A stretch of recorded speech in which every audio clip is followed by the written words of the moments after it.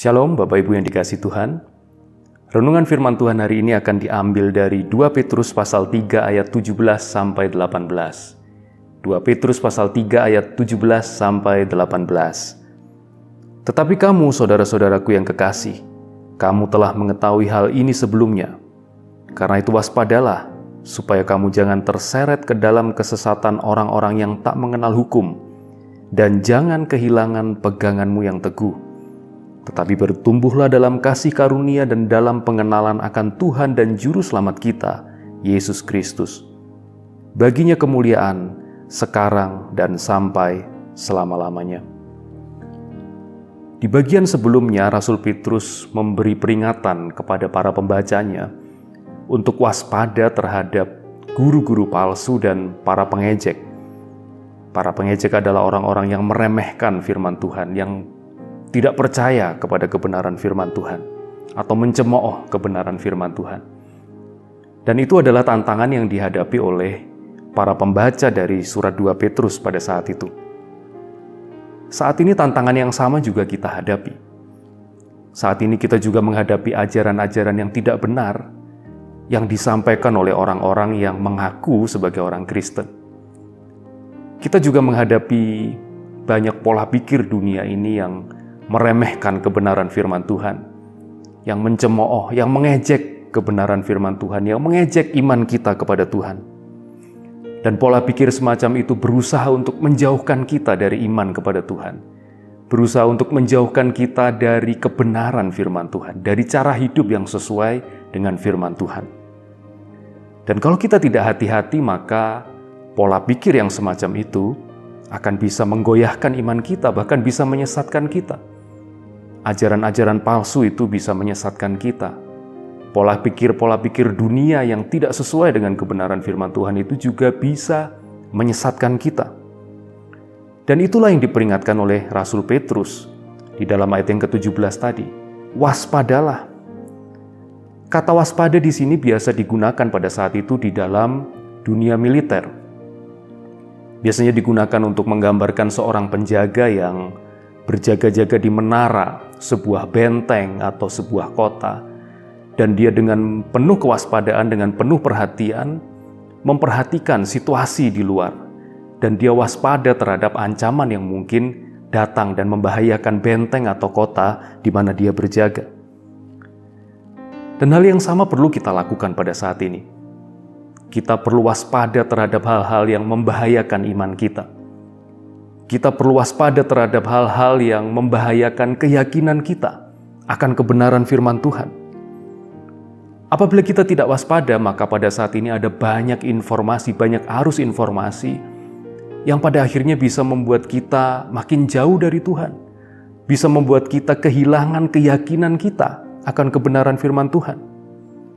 Pada saat ini ada banyak arus informasi, ada banyak pikiran-pikiran dunia ini yang berusaha merasionalkan segala sesuatu dan kemudian menganggap bahwa Alkitab itu sesuatu yang tidak masuk akal. Dan banyak terjadi sekarang ini, ada orang-orang yang pada akhirnya meninggalkan Tuhan karena mereka terpengaruh oleh pola-pola pikir yang semacam ini. Alkitab dianggap tidak masuk akal. Alkitab dianggap membatasi kebebasan manusia, membatasi kebahagiaan manusia, dan lain sebagainya. Firman Tuhan tadi memperingatkan kepada kita, waspadalah. Jangan sampai kita terseret oleh arus pemikiran semacam itu. Jangan sampai kita tersesat oleh arus-arus pemikiran yang menjauhkan kita dari kebenaran. Jangan sampai kita mengikuti pola pikir dari orang-orang yang tidak mengenal Tuhan. Firman Tuhan juga mengingatkan kepada kita agar kita jangan sampai kehilangan pegangan kita yang teguh. Jangan sampai kita kehilangan pegangan iman kita, keyakinan kita, kepercayaan kita kepada Tuhan Yesus. Jangan sampai kita kehilangan pegangan kita, iman kita akan kebenaran dan otoritas firman Tuhan. Kita perlu waspada. Itu adalah pesan yang disampaikan di dalam ayat yang ke-17. Dan kemudian bagaimana caranya agar kita bisa kuat, agar kita tidak terseret oleh berbagai pemikiran yang berusaha menyesatkan kita itu. Ayat yang ke-18 memberikan jawabannya bahwa kita harus bertumbuh. kita harus bertumbuh. Ayat yang ke-18 mengatakan, bertumbuhlah dalam kasih karunia dan dalam pengenalan akan Tuhan Yesus Kristus. Kehidupan Kristen dimulai dengan sebuah kelahiran baru. Ketika kita percaya kepada Tuhan Yesus, maka firman Tuhan mengatakan bahwa kita dilahirkan kembali. Kita mengalami kelahiran baru. Kita seperti bayi-bayi rohani yang baru dilahirkan dan baru masuk bergabung di dalam keluarga Allah.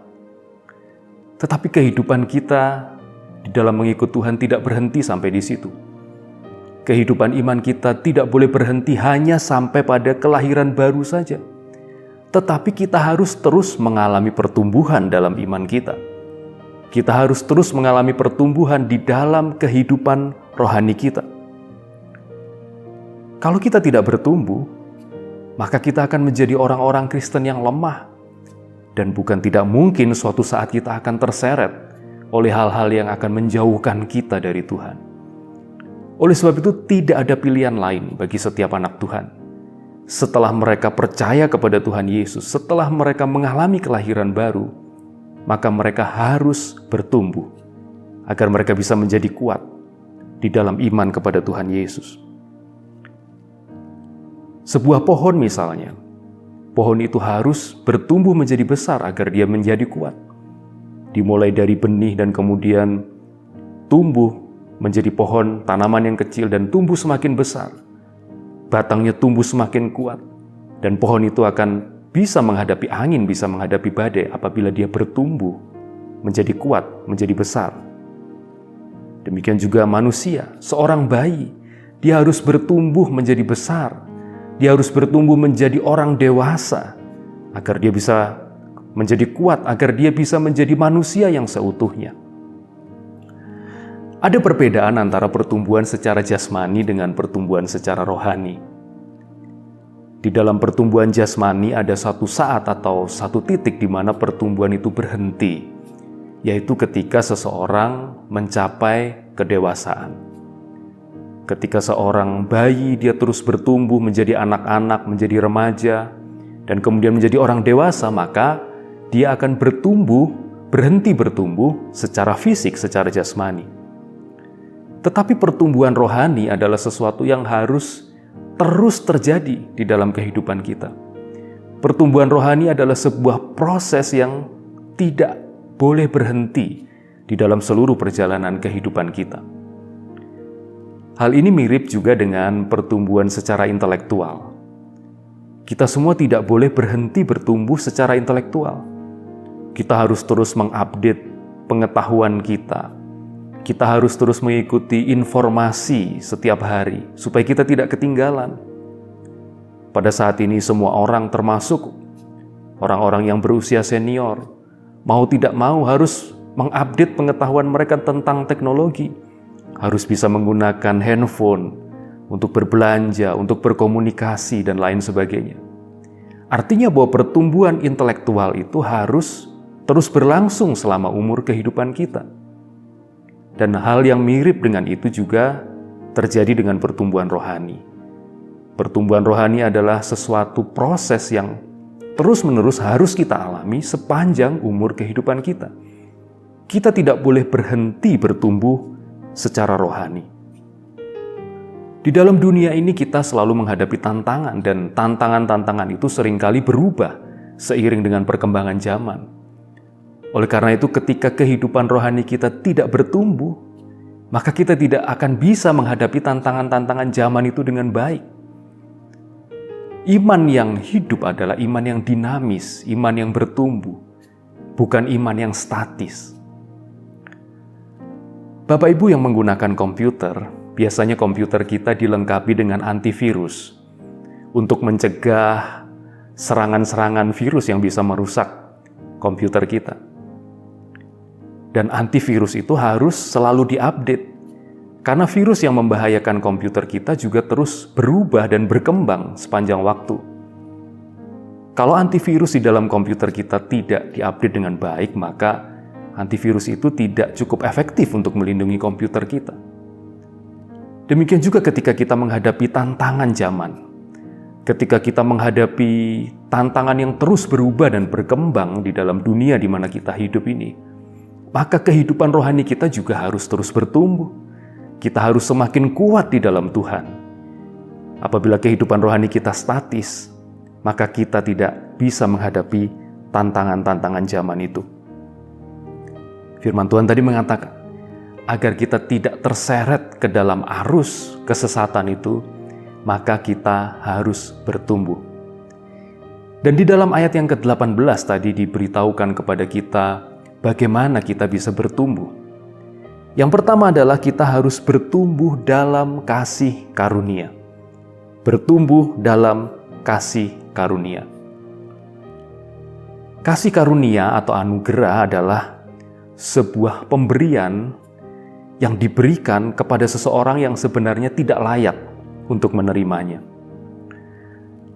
Kita pertama kali menerima kasih karunia atau anugerah dari Tuhan adalah ketika kita percaya kepada Tuhan Yesus.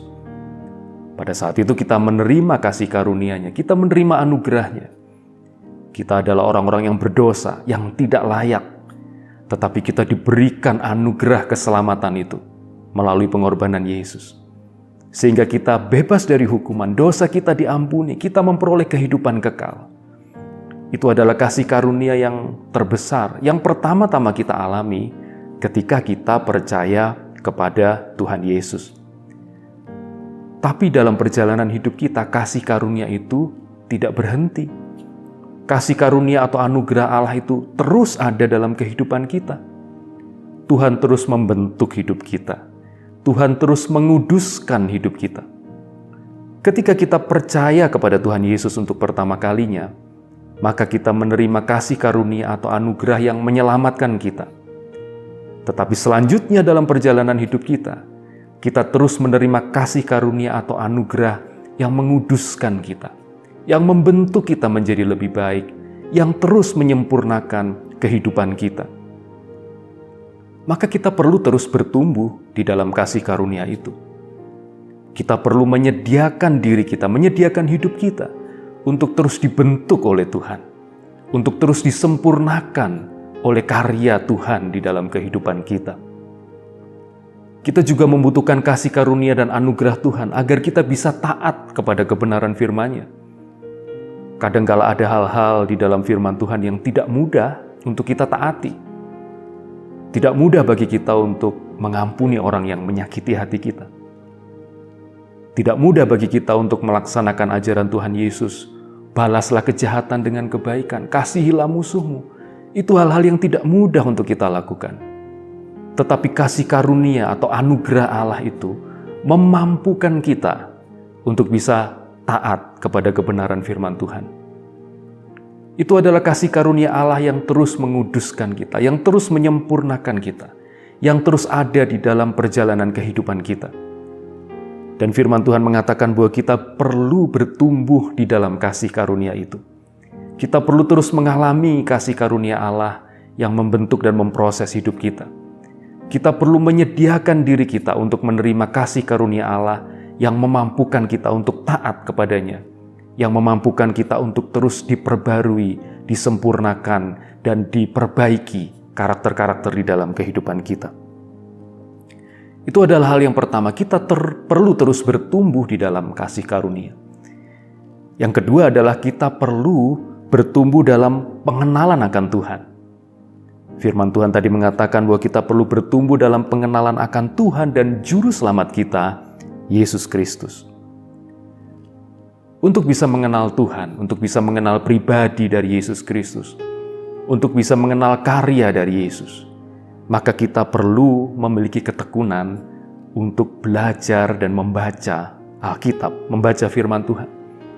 Dan bukan hanya membaca begitu saja, tapi kita perlu merenungkannya dengan sungguh-sungguh. Dan kita perlu belajar firman Tuhan secara mendalam. Kita perlu memikirkan apa yang firman Tuhan sampaikan kepada kita. Kita perlu belajar tentang seperti apa Tuhan itu, tentang bagaimana karakter Tuhan, tentang bagaimana karya Kristus dalam hidup kita, lewat kebenaran firman Tuhan. Ketika kita semakin mengenal Tuhan lewat kebenaran firman-Nya, maka kita tidak akan mudah terseret oleh berbagai arus pemikiran dunia ini. ketika ada guru-guru palsu yang mengaku sebagai orang Kristen, tetapi mengajarkan hal yang berbeda dengan kebenaran Alkitab, maka kita bisa waspada dan menolaknya karena kita mengerti kebenaran itu. Karena kita mengerti, memahami kebenaran Alkitab atau kebenaran firman Tuhan. Ketika ada pemikiran-pemikiran dunia yang berusaha menjauhkan kita dari Tuhan, maka kita tidak akan mudah terseret karena kita memiliki pengenalan yang baik tentang kebenaran firman Tuhan. Kita kenal Tuhan Yesus Kristus dengan baik lewat kebenaran firman-Nya. Bapak Ibu yang dikasihi Tuhan, mari kita terus bertumbuh di dalam Tuhan. Mari kita semakin mengasihi dan mencintai firman Tuhan, supaya kita lebih mengenal Tuhan Yesus Kristus, lebih mengenal karyanya dalam hidup kita, lebih mengenal kehendak Tuhan dalam hidup kita, lebih mengenal kebenaran Tuhan itu di dalam hidup kita, sehingga kita tidak mudah terseret dan tersesat oleh berbagai pemikiran yang menyesatkan di dunia ini. Tantangan dunia ini semakin tidak mudah. Semakin banyak hal yang berusaha mempengaruhi kita. Tetapi kalau kita terus bertumbuh, pertama-tama di dalam kasih karunia Allah, dan yang kedua di dalam pengenalan akan Tuhan Yesus Kristus, maka kita akan tetap kuat. Kita tidak akan mudah terseret ke dalam kesesatan, dan kita akan terus dapat berpegang teguh kepada iman kita kepada Tuhan. Tuhan memberkati kita semua. Mari kita berdoa. Terima kasih Tuhan untuk firman Tuhan hari ini. Tolonglah kami untuk terus bertumbuh dan terus kuat di dalam Tuhan. Tantangan kehidupan tidak mudah, tetapi tolonglah kami untuk tetap setia kepada Tuhan, tetap taat, berpegang kepada iman kami kepada Tuhan, dan tidak tersesat oleh berbagai pemikiran yang menjauhkan kami dari Tuhan. Kami percaya Tuhan mengasihi kami. Kami percaya Tuhan peduli dengan semua kebutuhan kami. Kami percaya Tuhan peduli dengan semua masalah dan pergumulan hidup kami. Dan kami bersyukur karena Engkau tidak pernah meninggalkan kami, dan Engkau senantiasa mengasihi kami di dalam seluruh perjuangan kehidupan kami. Terima kasih Tuhan, di dalam nama Tuhan Yesus kami telah berdoa. Amin.